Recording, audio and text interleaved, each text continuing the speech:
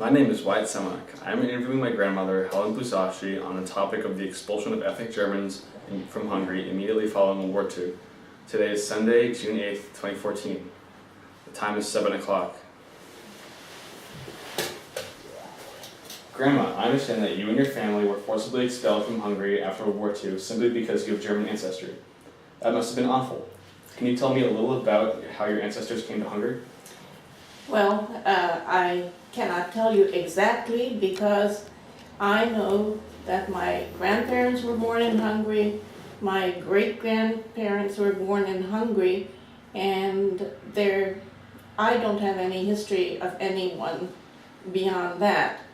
But if you go beyond that, then they probably came to Hungary after or during the First World War. Okay. What was your family like right at the beginning of World War II? Well, my parents at that time lived with my grandmother, and my grandparents were very well-to-do landowners and farmers.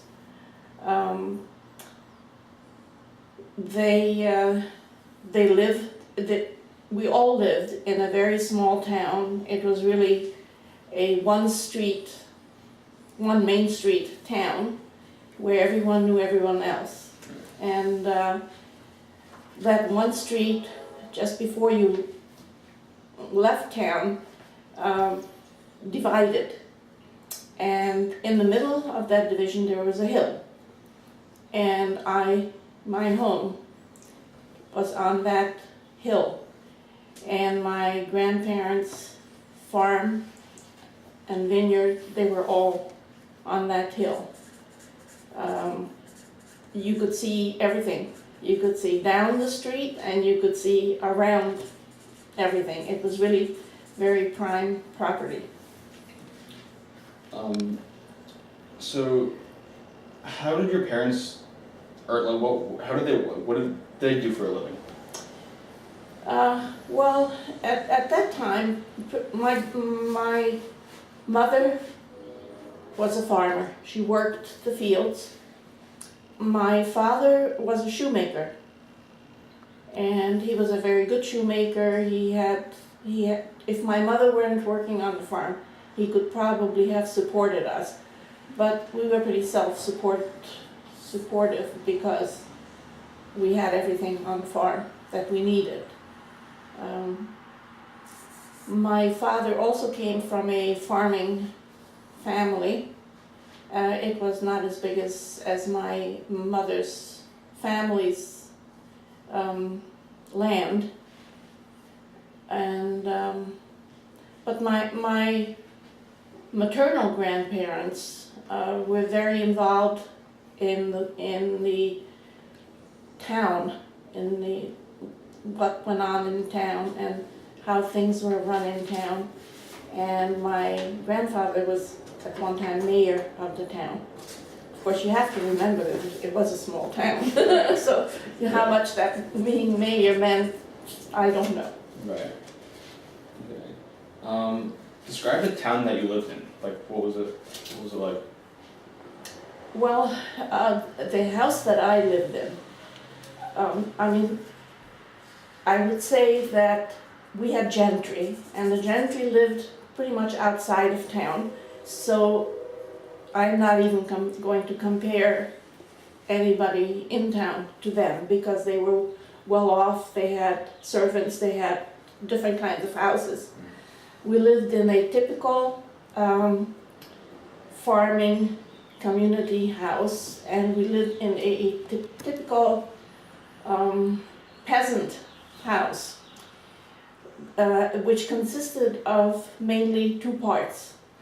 You had the main house, which had bedrooms, and it had a dining room. And the dining room was in the middle, and the bedrooms were around it, and there was also like what we would call a living room today, but it wasn't used very often. It had nice furniture and everything, but nobody ever went in there. The food was cooked. Oh, and then the kitchen was across the courtyard from the main house. All the food was cooked in there, and then it was taken over for us to eat in the main house and a nice dining room. Right. And the kitchen had a smoke stack or smoking house attached to it, where all the ham and the sausages and whatever meat was smoked for self-consumption, it was smoked in that house. It also had when you look at the pizza ovens today, Right. you can imagine the oven that was in that kitchen. It was that size, if not bigger. A man could actually walk in, and they would bake bread every single day in that, and exactly the way the pizza houses today that you see, the way they have that Right. You slide wooden into the oven. thing. That's right. That's how they put the bread in, and that's how they took it out. So the smells around there are very memorable. Okay. What was school like for you? I have very vague memories for school in that town. I did start school in that town, but my father's sister was a teacher, and she was assigned to teach in another town, pretty much bigger than the town that I lived in. And my parents sent me to live with her and attend school where she was. And that I remember as being fun because, of course, my aunt was one of the teachers, so Right. that was nice. What languages were spoken? The main language spoken in the town that I came from was German. When my mother and my father went to grade school, there was only German. There was only German taught in school, and there was only German spoken. By the time I went to school, things had sort of changed, and it was already all Hungarian in school. But of course, in the homes, there was still German. Right. So let's talk about the war now. So how old were you when the war first started? Well, to my recollection, I was 8 years old. Okay. When did you first start to feel the effects of the war? When the Germans occupied Hungary, I can't speak to that very well because I don't remember it really affecting us very much. I have very definite recollections of when the Russians invaded Hungary and when they were there, when they occupied Hungary. Right. Okay. So before the Germans occupied Hungary, did many men join the Hungarian army when Hungary was fighting the Axis powers? Yes, many of them did, and many of them came back. Many of them were prisoners of war, and some, like an uncle, my mother's oldest brother, went from the Hungarian army to the German army. Okay.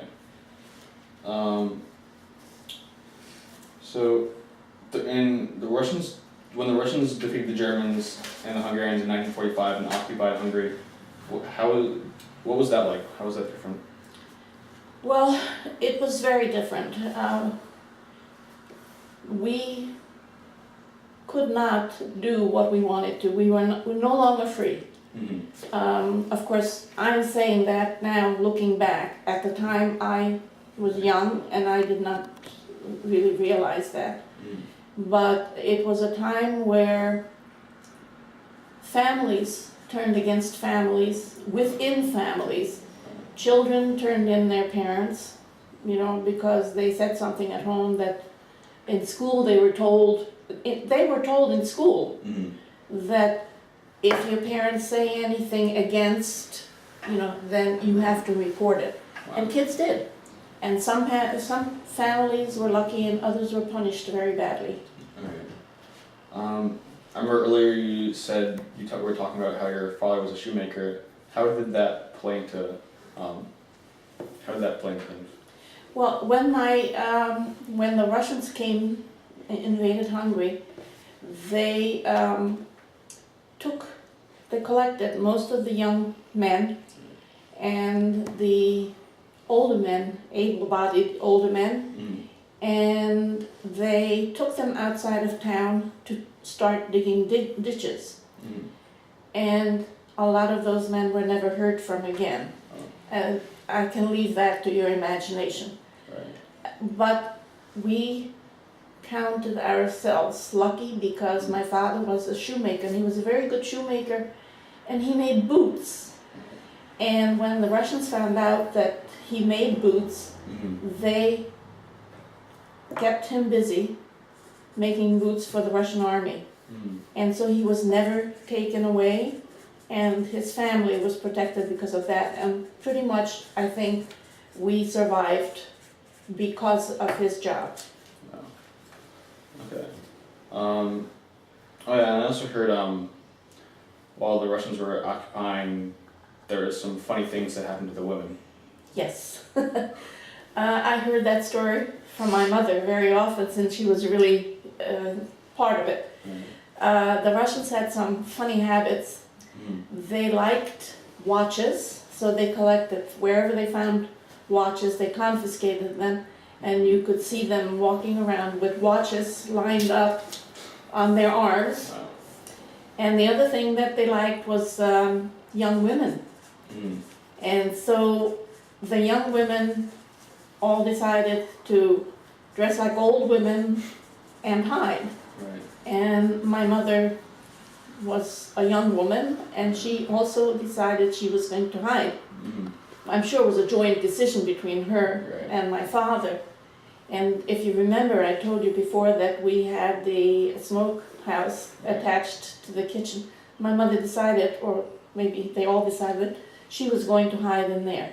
She dressed in old women's clothing. They wore kerchiefs called babushkas, which sort of goes around your head, and pretty much like a nun. The only thing showing really is your face. And so she went to hide in the smokehouse. And when the Russians came and they occupied the main part of the house, and we had to stay in the kitchen. And so I would be at the kitchen table, and my mother was hiding in the smoke room. I knew she was there. And one day somebody actually found her, and my mother or my father, they thought that someone had told him where this was, because he came into the kitchen and he directly went through the kitchen. He went into the smokehouse, and it was like raised a little bit, so you had steps, and then you went into the smokehouse. And he went in there, and remember, I'm sitting at the table, and I know my mother's in there. Didn't know what was going to happen, but luckily this Russian soldier was more interested in the ham and the sausages than my mother. That's good. So luckily, she came out, and I don't think she hid again after that, and she was okay. Right. What were the Russian soldiers like? Like, were they all the same, or? No. It was common knowledge that the younger Russian soldiers were meaner. The older Russian soldier who had more experience and probably served in the wars before and didn't really want to be there, they were really kind. They used to come into the kitchen where I was. My parents used to insist that there was no school during the occupation when the Russians came in, but my parents insisted that I should do schoolwork. And so I would be sitting at the table trying to do some schoolwork, and one of the older Russian soldiers came in and sat down with me and helped me with my homework. Wow, that's nice. And they would ask, because they didn't see my mother. They saw my father, they knew my father, he was working for them, my grandmother was there, but they never saw my mother. And the Russian soldier asked me where my mother was.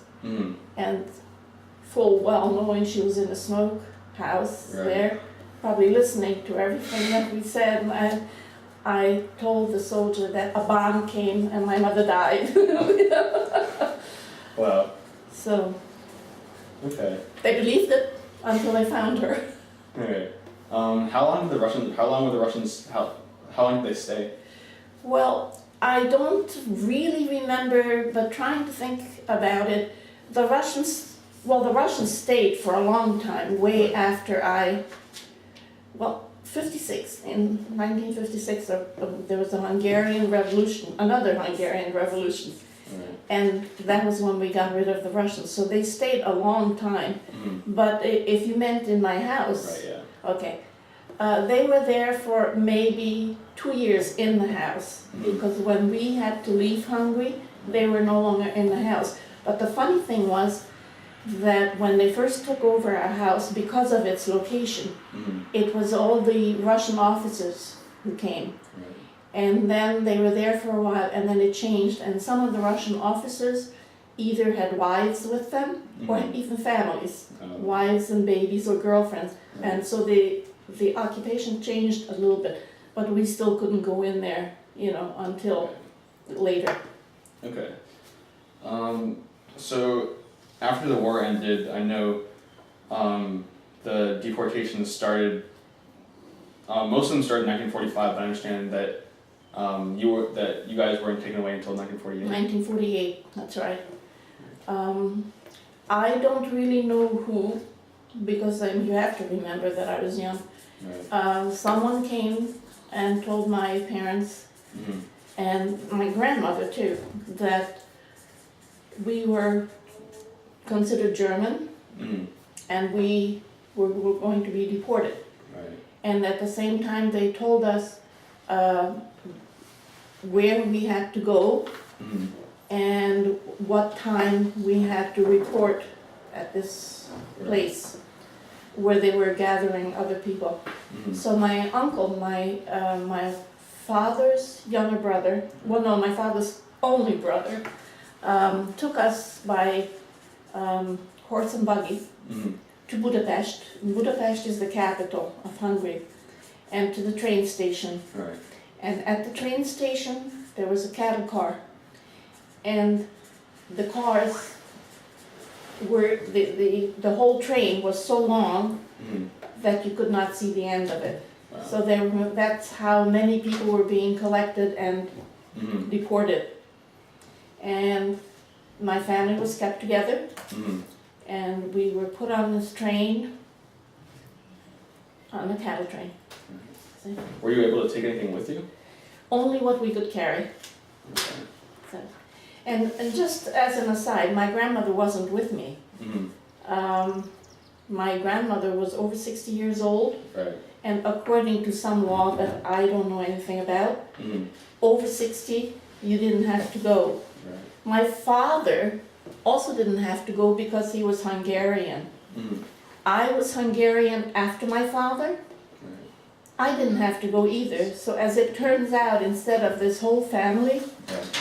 my mother would have been the only one who had to leave Hungary to be deported. Okay. But obviously my father made the right decision and Right. didn't break up the family, so. I heard you guys had to sew like valuables into your clothes in order. Yes, when we found out that we were going to be deported Mhm. and that we could only take what we could carry, Right. it was wintertime and it was cold, Mhm. and so we wore coats. Right. And my mother and my grandmother sewed whatever valuables we had Mm-hmm. into the hem of the coats Mm-hmm. and the shoulder pads Right. of the coats or jackets or whatever, I think they even had shoulder pads on dresses at the time. Okay. And luckily, as far as I know, they were not discovered. Okay. Not that I remember anything really valuable, but whatever they considered valuable was not found. Right. Okay. So then, how did they choose who to deport? Well, the story is that if you had German ancestry, Mm-hmm. you had to go. Okay. But that is really debatable. And I listened to this conversation that my parents had with friends and family many times. Mm-hmm. There are two stories that we can attribute to this, okay?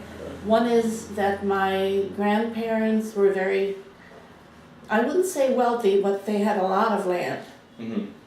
And so that land could be confiscated. And because they wanted to use that land, Mm-hmm. it was a good reason to Oh, I see. deport the family. Right. Then there was, of course, another reason, which sounds plausible. Right. In 1941, there was a census taken, Mm-hmm. and my grandmother was the one who registered the whole family. In my family, it was a very divided family. My mother had two brothers and two sisters. Mm-hmm. One sister lived in America already at the time. Well, no, she had one sister and two brothers, and the sister already lived in America.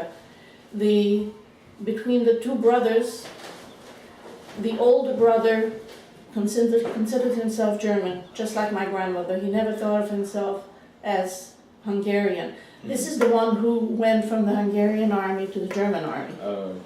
The other one did think of himself as Hungarian, and he was in the Hungarian army, Mm-hmm. and as such became prisoner of war and was shipped to the Ukraine. Mm-hmm. So this census, when my grandmother registered the whole family as German. Wow. And so you could rightly assume that when it came to deportation, they just went through the census and said, well, they're German, they have to go. Okay. So about the actual process of being deported, so you guys got on cattle cars. Tell me a little bit about that Cattle experience. cars? Yeah. Okay. My uncle, my father's brother, who took us to Budapest, we put on those cattle trains. Remember, my grandmother decided at that time, when we went first, not to go, Okay. because she had these two sons who were off serving in the military, Right. and she worried about them not having a home when they came home. Mm. So it was my father, my mother, and myself, and we were put on a cattle train. And the cattle train filled up. Right. There was no room to sit down. Mm-hmm. There was actually no accommodation to sit down. Wow. It was an empty cattle train, Uh-huh. and so we stood, and for toilet, they had a hole in the bottom of the train, Wow. and there was in the middle of the train, they put a pot-bellied stove, Mm-hmm. which didn't really work. Right. And most trains were shut completely like a cattle train. Right. Ours, again, we were lucky because ours had a guard, and he sat at the front of the train where the doors were, Mm-hmm. and I think they had fixed it so that they weren't whole doors, they were only halfway. And in front of the door, the guard sat on a chair with a rifle slung Right. across his shoulder. So we really were lucky because we got air, Right. you know, and Right. I mean, you can imagine a train full of people, no or hardly any toilet accommodations, no washing. That was a welcome. Mm-hmm. Did you guys get any food? Food, only what we took, and then we exchanged amongst each other. Oh wow. Where were you? Did you guys know where you were being sent? No, we had absolutely no idea. Wow. So where did you end up? Where Going? did you end up? Well, surprisingly, when the train stopped, we found out that we were in East Germany, which was the Russian zone. Mm-hmm. And we were taken to an old army camp. It was a bombed out army camp, Mm-hmm. which had no roof, Right. but it had double beds. But it was really cold and everything was covered in snow. And luckily, I think we stayed there for maybe 2 days. And after 2 days, we were put into a home. Everybody was put into different homes, and I don't really know how they decided what East German families had to accommodate, but I keep saying we were lucky because we really were, when you look at the circumstances, we were put in with an older German couple who lived in a very high-rise apartment, Right. and their apartment was huge. I forgot to tell you that before the train took off from Hungary, my grandmother had changed her mind, and so my uncle made another trip and brought her to Budapest, and somehow found us, and she was put aboard the cattle train. So this apartment accommodated these two people and my whole family. And obviously these people, they were very nice. They had no choice in putting us up, and we had no choice in being there. So all around, it was. Right. So when did you guys first start to think about escaping? Almost immediately. Okay. Well, obviously we had to stay for a while, and I did start school. Right. We had, I remember making some friends in school, and what I mostly remember, I mean, to me it was a lot like exciting. This was a big experience, okay, and Right. I made friends, local friends, and one of the nicest recollection, or funniest recollection I have is the very high-rise building, beautiful buildings, Right. and they all had, you had to visit anybody in the building, you had these push a button with speakers, and I remember that was the fun of the day. We used to go and take full hand and push all the buttons and then run. Wow. So I mean, you know, and you remember funny things, but this is what I remember about East Germany where we were. And by the way, it was Leipzig. This was a big city. Right. This is a big, important city, and a nice city. Okay. So why did you think the American zone would be better than the Russian zone? Well, we had to buy all the food that we ate with rations. We had a coupon book, and so we could only buy food with that. You could only buy so much bread, and you can only buy so much whatever. And there wasn't much food to be had. I mean, even when you bought it, there was just not much. And I guess my parents, after talking with the people who owned the apartment, and it was decided that we should really try to get out of there, because it wasn't going to get better, it could only get worse. And my mother wasn't working, my father wasn't working, you know, and so we didn't know what would happen to us. Right. So I understand the first time you tried to escape, you guys actually, it was not successful. No, the first time we escaped, the people who owned the apartment tried to help us, and they told us where the nearest border crossing is, and how we should, if we want to do this, how we should proceed. We took a bus to the nearest border crossing, and then we walked the rest of the way. We didn't take anything with us because it would have been conspicuous, and the couple we were with said if we made it, they would send it after us. So the first night near the border, we spent huddled up against an old German barn, and we were watching, it was really cold, we were watching the border crossing because the guards changed. It was the Russian guards, the German guards, you know, they had special times to change. And then we figured out that we should try to do our crossing while they were doing the exchange, because that would be the best time. And there were pieces of land between all the borders. This was the German, the American, and the French. And between all the borders, there were strips of land that were called no man's land, didn't belong to anybody. And when we tried to cross, we got as far as no man's land and we were caught. Oh. And we were caught by German guards who told us that they knew what we were trying to do. They would like to help us, but they can't, because Right. if they helped us, they would be in I trouble. see. Okay. So our punishment was that when they caught us, that was not the only crossing. There were many other crossings. Right. And when they caught us, they made us walk for a whole day. We walked from one border crossing to the next, collecting all the people who were trying to cross and who were caught. And we heard afterwards that that was the largest number of people trying to escape, Wow. in one night during the whole time that we were there. When you tried to escape, and when you chose your time to escape, did you choose the time specifically that?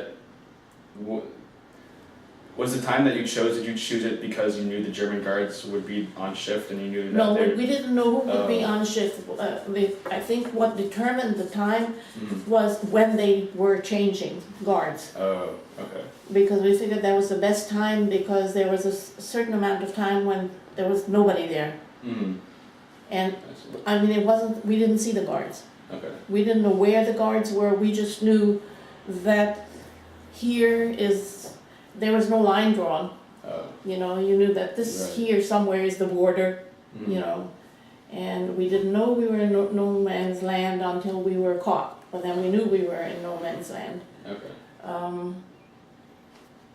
So, So, how did you guys eventually actually escape? well, the first time we were sent back Mm. to the people with whom we lived, Right. with dire warnings of not to try this again because we would be shot, if we did it again and were caught. But apparently my parents must have been desperate enough to do this. Right.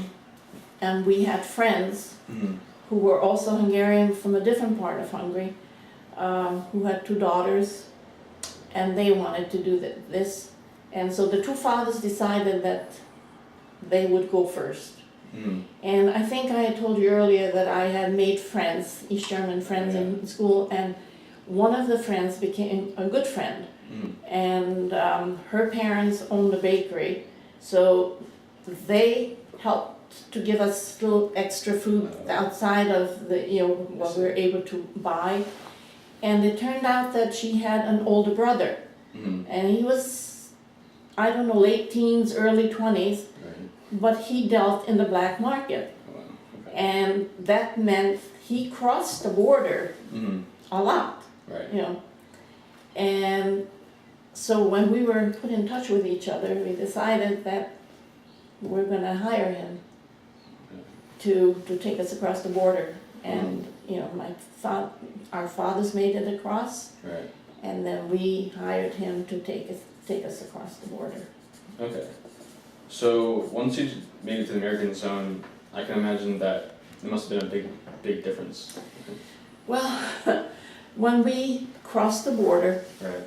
when my father and his friend, when they crossed the border, they reported to a camp.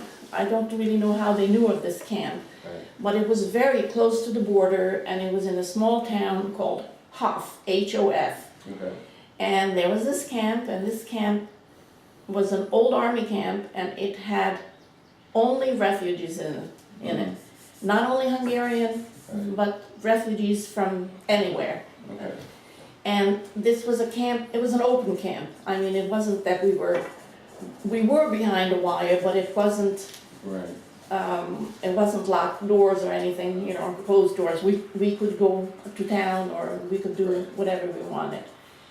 And so when my father and his friend heard that we crossed successfully, Mm. they came to get us. They rented cars. Right. This was a really big thing, Right. because when we got into those cars, it was my very first time in a car. Oh, wow. And all I remember is sitting in the car and laughing from the border to wherever, to the camp. Mhm. It was very exciting. Right. So you mean there were actually other ethnic Germans in the American zone? Yes, yes, and they were. Everybody there spoke German, but their native language was not necessarily Hungarian. I don't remember what nationalities they were, but we all had so much in common at that point. You know, we all became friends. Okay. And I remember that camp in particular for a couple of reasons. One reason is that in the little town next to the camp, there was an American army camp. And every day we would see the trucks driving by. Right. And they would throw candy at us. Every time they would see a bunch of kids, they came prepared. They would throw lots of candy, so I remember that. And I remember that it's a place where I learned to knit. Since this was an army camp, we had bunk beds and we had mattresses filled with real straw. Every time you turned over, it crinkled and, you know. Right. And there was a couple there. They were not Hungarian, but they spoke German, and they felt, and there were kids there too. Right. And for some reason they felt sorry for me because there was absolutely nothing to do. And they decided that I had to learn to knit. And so the husband went into the attic and he found an old umbrella, brought it down, took out all the spokes and made knitting needles for me. And the wife went around and all the mattresses were sewn with nylon. It's not thread, I don't know what to call it. It's not rope, not as thick as rope, but it's somewhere in between there. And he unraveled all the all the mattresses, wound it up into a ball, and that was what I learned to knit on. Oh, that's cool. Okay. So from that camp, then we went to another camp in another town, and it was much bigger than the first one we were in. Okay. And that is, I have very, very fond memories of that camp. The whole time that we spent between leaving Hungary and coming to the United States was spent in camps. We didn't have a home during that whole time. Wow. But that camp, even though it was an army barrack, and I have to say Americans, and I'm sure there were Germans too, they made a big effort to make us feel as comfortable as we could. My parents had work permits. They could work outside, they could go to town and work, which they did. I went to school and I have very fond memories of school. And I have one in particular. We had several teachers, and they were German teachers. And we had one in particular that was very, very well liked, a man. Right. And he used to love to hold classes outside. And it was beautiful. The weather was beautiful, trees, birds, everything. Right. And one day the police showed up and they took him away. It turned out he was an agent for the East. He was a spy. Wow. So, you know, that's the... Anyway, from that camp we came to America. Right. So it seems like there was a lot of like camaraderie between the ethnic Germans. There was a big camaraderie in camp between everybody who lived there, and we had, for holidays, we had parades with decorated bicycles with prizes, and there were many barracks. I don't remember what name our barrack had, but there were many barracks, and for Christmas we had Christmas trees, and the Christmas trees were hung from the ceiling because there was no place to put them, so they were hung from the ceiling. And I remember that our barrack was known as the singing barrack because we sang so much. And there was a common kitchen, so you really had a choice whether you wanted to go and eat in the kitchen, in the common kitchen, or whether you wanted to, you know, cook something. They had stoves in the barrack, and so it was very nice, and I very much remember that our very, very last night in the barrack before we left, Mm-hmm. we had I don't know what to call it. It was a parade, and I remember being as young as I was. I thought to myself, I have to remember this. People got together at night, and they had I don't know what they call it. You know, when they have these sticks with lights on them, where they have rags around them that are dunked in gasoline, and they light them. Oh, like a torch? They had torches. They had Right. torches, and all the people from camp had gotten together, and they made a parade to our barrack for a goodbye Oh. thing for us. Right. And then the next day we went to France. I don't really remember how we went, Mm-hmm. but next day we went to France, and then we boarded the USS Washington for the United States. Did people seem angry about like what they had been put through? They must have been, but you know, I was a child, and at that time, really, Mm-hmm. it was children. There wasn't much adult talk around children. Okay.